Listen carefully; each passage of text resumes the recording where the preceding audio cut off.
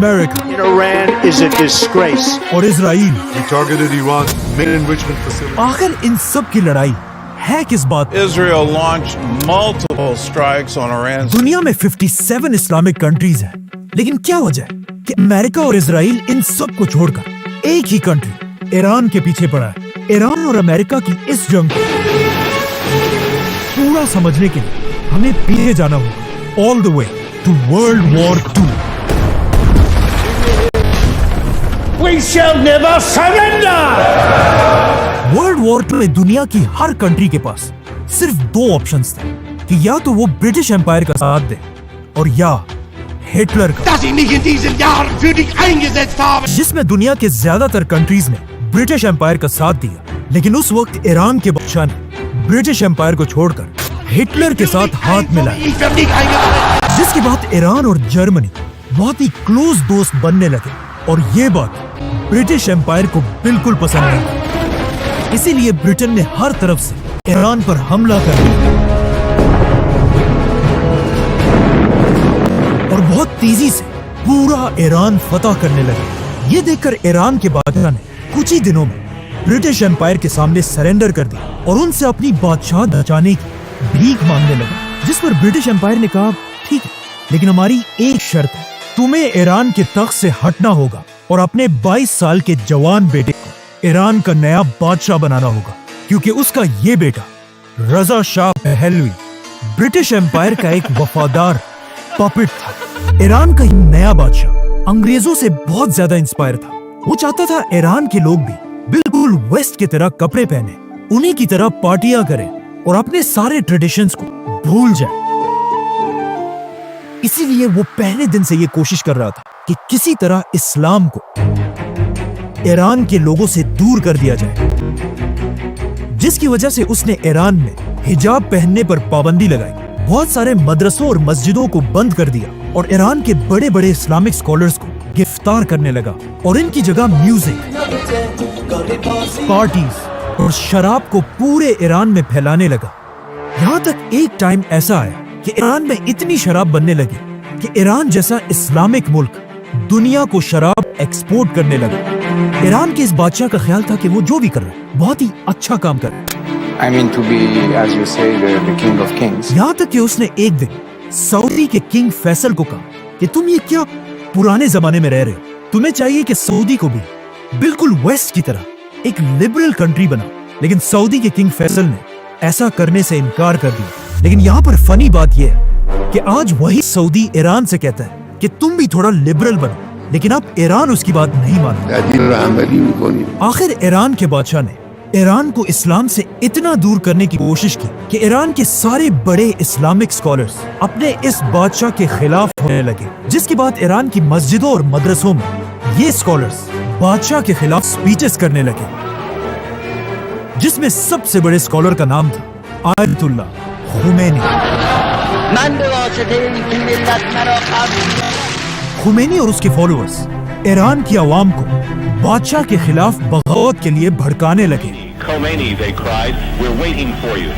आखिर खुमैनी की ताकत ईरान में इतनी बढ़ गई कि ईरान के बादशाह ने उसे गिरफ्तार करके ईरान से हमेशा के लिए बाहर निकाल दिया, जिसके बाद इमाम खुमैनी ईरान को छोड़कर इराक में रहने लगे, जहां एक यंग लीडर उसकी हर हरकत को बहुत गौर से नोट कर रहा था, सद्दाम हुसैन।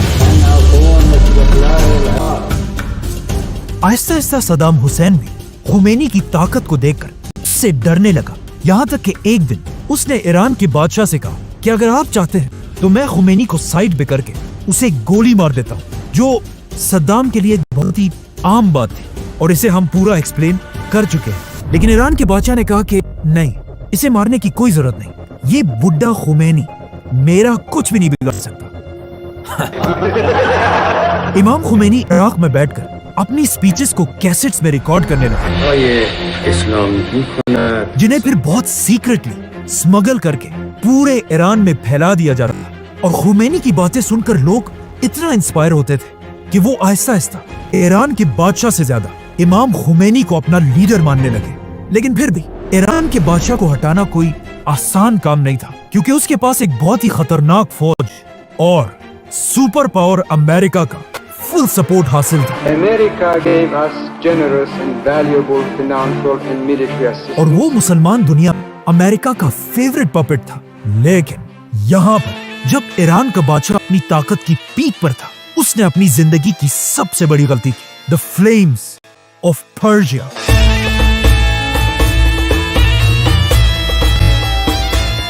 दुनिया की सबसे बड़ी और सबसे महंगी पार्टी सफर رو بر خود هموار کنید. अचानक एक दिन ईरान के बादशाह ने ऐलान किया, द ग्रेट पर्शियन एम्पायर को दोबारा जिंदा करने के लिए ईरान में दुनिया की सबसे बड़ी पार्टी होगी। ये एक ऐसी पार्टी थी जिसमें दुनिया के सारे लीडर्स और बड़े बड़े सेलिब्रिटीज इनवाइट किए जाएंगे। ईरान का बादशाह उसी पर्शियन एम्पायर को दोबारा जिंदा करना चाहता था, در این روز بزرگ تاریخ ایران जिसे आज से बहुत साल पहले हजरत उमर बिन खत्ताब की खिलाफत में मुसलमानों ने तबाह कर दी।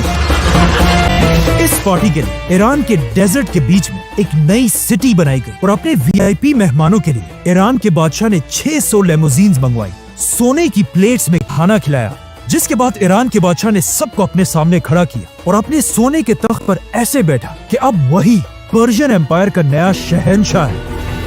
लेकिन अब जब ईरान का बादशाह अपनी अयाशी की जिंदगी गुजार रहा था, वहाँ ईरान के गरीब लोग सोचने लगे कि हम यहाँ खाने पीने की चीजों को तरस रहे हैं और हमारा बादशाह सोने की प्लेट में खाना खाता है। इसीलिए इस पार्टी के बाद ईरान के लोग बहुत तेजी से इमाम खुमैनी की सोच की तरफ बढ़ने लगे और खुमैनी ने भी अपनी कैसेट्स में ऐलान किया شنیدن مطالب حق कि ईरान का बादशाह आज के दौर का यजीद है। आहिस्ता आहिस्ता खुमैनी ईरान में इतना ताकतवर हुआ कि ईरान के बादशाह को समझ आ गई कि अब उसे सिर्फ एक ही ताकत खुमैनी से बचा सकती है, सुपर पावर अमेरिका। तो वो बिल्कुल अपने बाप की तरह जाकर सुपर पावर्स के सामने I भीख wish to मांगने लगा, express to you our deep gratitude. जिसके बाद अमेरिका, फ्रांस और बाकी कंट्रीज के प्रेसिडेंट्स ने मिलकर एक बहुत इंपॉर्टेंट मीटिंग की और इस मीटिंग के एंड में उन्होंने ईरान के बादशाह को क्लियरली कहा कि अब तुम्हें खुमैनी से कोई नहीं बचा सकता। और ये सुनते ही ईरान का बादशाह अपने मुल्क को छोड़कर हमेशा के लिए भाग गया। जैसे ही खुमैनी को पता चला कि ईरान का बादशाह उसके खौफ की वजह से ईरान को छोड़कर भाग चुका है, तो इमाम खुमैनी 14 साल एग्जाइल में रहने के बाद फाइनली ईरान की तरफ रवाना हुआ। दुनिया की तारीख में अब तक किसी भी लीडर के इतने लोग जमा नहीं हुए थे जितना इमाम खुमैनी को वेलकम करने के लिए जमा हुआ। 70 लाख लोगों ने इमाम खुमैनी को ईरान में वेलकम किया, जो एक वर्ल्ड रिकॉर्ड था। जैसे ही खुमैनी ईरान पहुंचे, ईरान की जमीन से पहली बार डेथ टू अमेरिका और डेथ टू इजराइल के नारे लगने लगे। खुमैनी के फॉलोअर्स ने अमेरिका की एम्बेसी के सारे लोगों को गिरफ्तार कर लिया focused on our fellow Americans being held hostage in Iran. और खुमैनी ने अमेरिका के प्रेसिडेंट का नाम लेकर تروریست هستند از آقای کارتر باید پرسید कि मैं इन 50 लोगों को तब तक रिहा नहीं करूंगा जब तक तुम अमेरिका ईरान के बादशाह को हमारे हवाले नहीं करते। और यहाँ से पहली बार अमेरिका और ईरान की दुश्मनी शुरू हुई। लेकिन ईरान का बादशाह कभी भी वापस ईरान नहीं आया और उसके मरने के बाद उसके बेटे ने ईरान का नया शाह होने का ऐलान किया। On finding mother. Now Iran में खुमैनी ने अपनी नई इस्लामिक हुकूमत बनाई, लेकिन जैसे ही खुमैनी ईरान का लीडर बना, at the same time Iran के बिल्कुल पास इराक में भी एक नया लीडर बना, सद्दाम हुसैन। लेकिन यहाँ मसला ये था कि दुनिया के बाकी लीडर्स खुमैनी की ताकत से बहुत डरते थे, क्योंकि खुमैनी अपने स्पीचेस में बार बार बाकी मुसलमान दुनिया की आवाम को अपने बादशाहों के खिलाफ बगावत करने पर उभारते थे।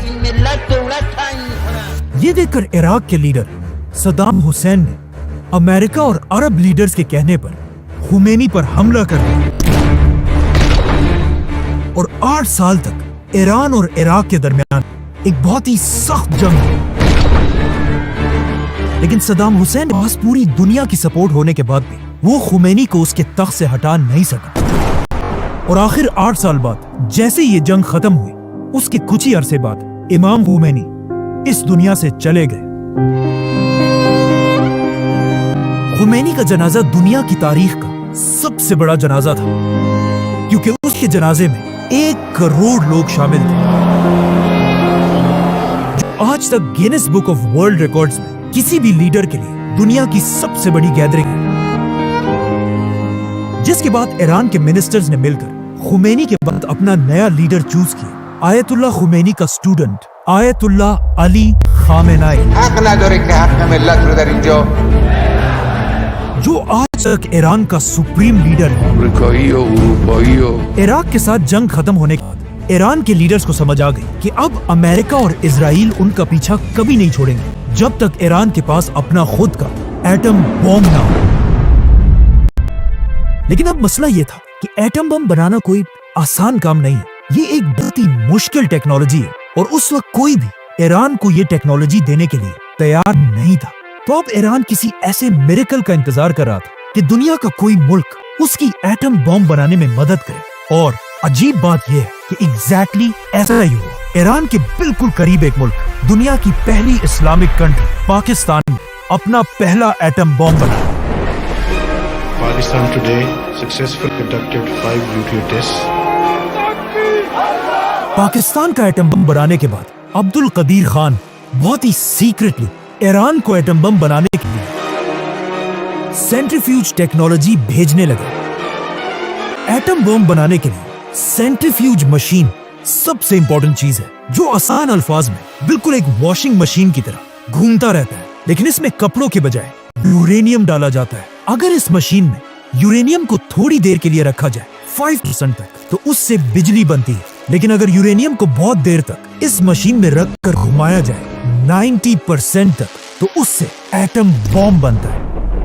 ईरान पाकिस्तान की इस टेक्नोलॉजी को यूज करके बहुत तेजी से न्यूक्लियर प्लांट बनाने लगा। लेकिन जैसे ईरान ने ये सब करना शुरू किया, अमेरिका को किसी तरह इस सब खबर मिल गई। अब पाकिस्तान का एटम बम तो अमेरिका को फिर भी किसी हद तक कबूल था, क्योंकि पाकिस्तान अमेरिका का बहुत ही वफादार मुल्क है। Beggars can't be choosers. हमें अपनी कौम का पेट पालना है। और पाकिस्तान चाहे जो भी हो जाए, अमेरिका के खिलाफ कभी नहीं जा सकता, the government of Pakistan. क्योंकि पाकिस्तान और अमेरिका बहुत ही पुराने दोस्त हैं। Honor to be with my friend. लेकिन ईरान पाकिस्तान से बिल्कुल ऑपोजिट, बार बार अमेरिका की आंखों में आंखें डालकर उसे धमकी देता था। इसीलिए जैसे ही अमेरिका को ईरान के इस प्रोजेक्ट का पता चला, अमेरिका का प्रेसिडेंट पूरी दुनिया के सामने आया और उसने अपनी स्पीच में कहा कि दुनिया में कुछ मुल्क ऐसे हैं जो अपने लिए केमिकल और एटम बॉम्ब बनाना चाहते हैं। एक इराक का सद्दाम हुसैन और दूसरा ईरान का खामेनाई, जिसका आज पूरी दुनिया को पता है कि ये एक बहुत बड़ा झूठ। George Bush made a mistake. George Bush की इस स्पीच के कुछ ही अरसे बाद अमेरिका ने सद्दाम हुसैन पर हमला कर दिया और इराक में हजारों लोगों को मारकर सद्दाम की हुकूमत खत्म कर दी। सद्दाम हुसैन की हुकूमत को इतनी आसानी से तोड़ने के बाद अमेरिका को इस बात का पता चला कि वो दुनिया के किसी भी मुल्क पर झूठा इल्जाम लगाकर उस पर हमला कर सकता है।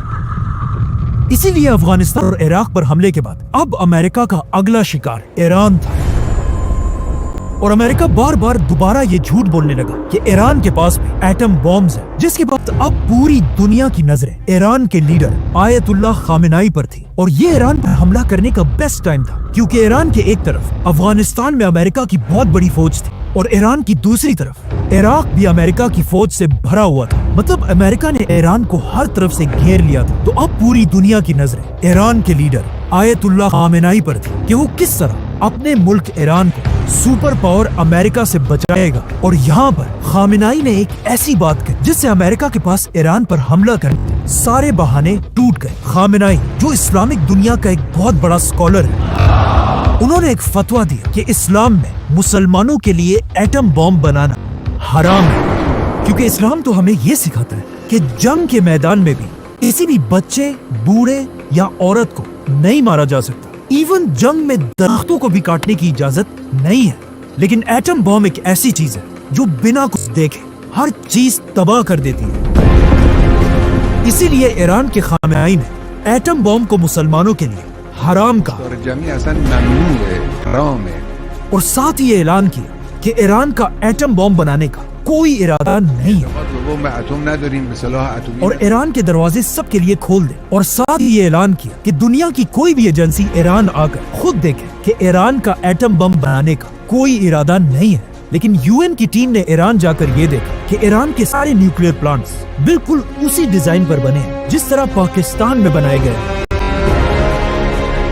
और पूरी दुनिया को समझ आ गई कि ईरान ने ये टेक्नोलॉजी पाकिस्तान से खरीदी है। और पाकिस्तान पर इतना प्रेशर बढ़ने लगा कि खुद अब्दुल कदीर खान ने टीवी पर आकर इस बात को एक्सेप्ट की और फिर सबसे माफी मांगी। That much of it is true. और पाकिस्तान ने दुनिया को खुश करने के लिए अब्दुल कदीर खान को गिरफ्तार करके उसे अपने ही घर में बंद कर दिया। खामेनेई के इस फतवे के बाद अमेरिका के पास ईरान पर हमला करने का अब कुछ बहाना नहीं था। लेकिन दुनिया में एक कंट्री ऐसी थी जो बार बार अमेरिका को ईरान पर हमला करने के लिए मजबूर कर दिया। लेकिन अमेरिका ने इजराइल की बात नहीं मानी। लेकिन आहिस्ता आहिस्ता हालात बदलने लगे। ईरान के एक बहुत ही इम्पोर्टेंट आदमी ने फ्रांस में बैठकर एक बहुत ही अजीब बात लिखी कि आयतुल्लाह खामेनेई का एटम बॉम्ब को हराम कहने का फतवा एक झूठा फतवा है और वो इस्लाम के एक कॉन्सेप्ट तकिया के पीछे छुप रहा है।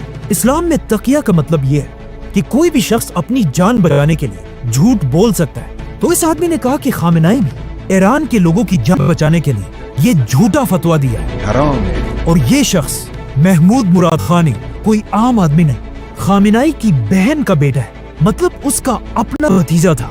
खामेनेई की बहन और उसका ये बेटा ईरान में उसके सबसे बड़े दुश्मनों में से है। इन्हीं दिनों अमेरिका का भी ईरान पर शक बढ़ने लगा, जिसके बाद आखिर 2009 में अमेरिका ने ईरान पर बहुत ही सख्त सैंक्शंस लगाए। इस ग्राफ को देखें। अमेरिका के सैंक्शंस से पहले ईरान की इकोनॉमी बहुत तेज से ऊपर जा रही थी, लेकिन जैसे ही अमेरिका ने सैंक्शंस लगाए ईरान की पूरी इकोनॉमी बिल्कुल बैठ गई। अमेरिका के इन सैंक्शंस के बाद ईरान जैसी ऑयल और गैस से मालामाल कंट्री बिल्कुल बैंकरप्ट होने लगी।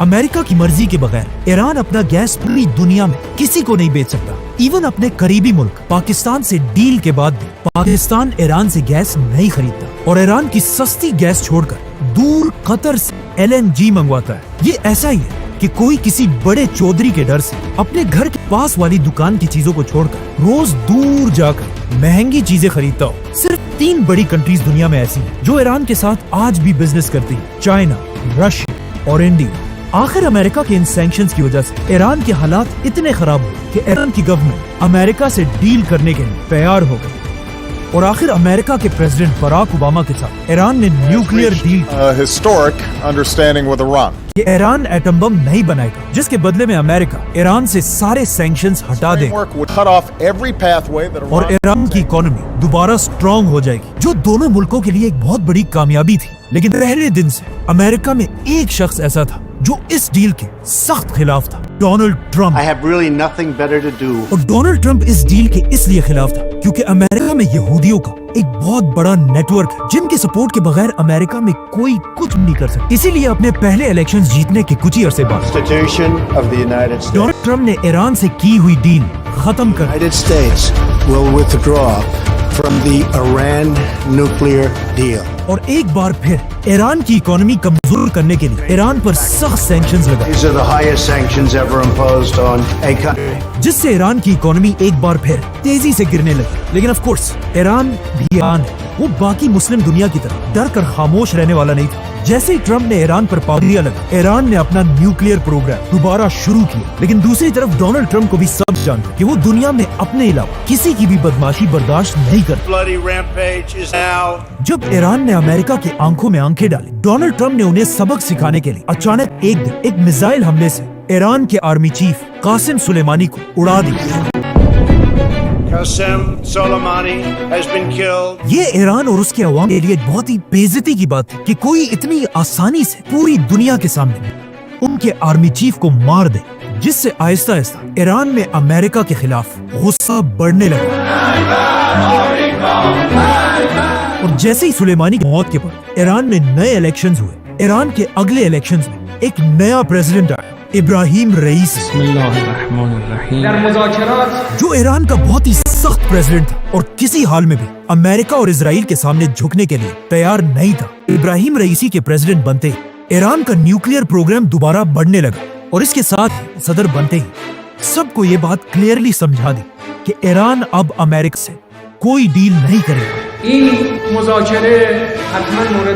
और इसके साथ ही उन्होंने इजराइल के खिलाफ लड़ने वाले सारे ग्रुप्स को फंडिंग और वेपन्स भेजना शुरू किए और उन्हीं के दौर में इसराइल और गजा की वॉर शुरू हुई।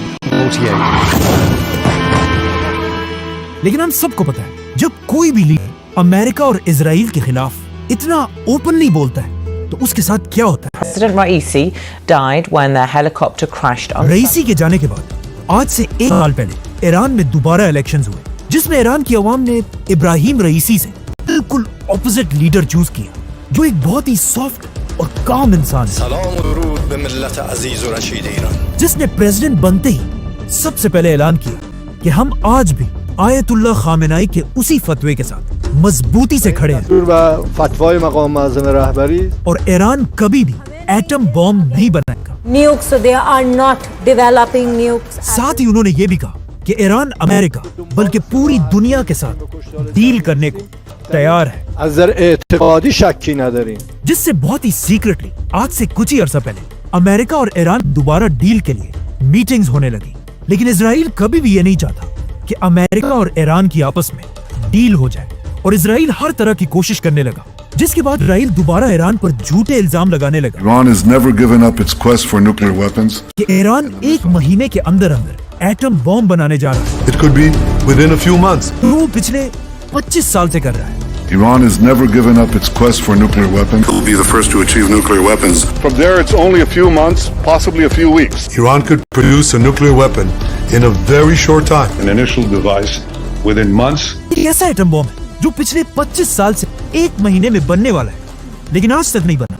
इजराइल ने ईरान पर यह इल्जाम भी लगाया कि ईरान बार बार अमेरिका के प्रेसिडेंट डोनाल्ड ट्रंप को मारना चाहता है।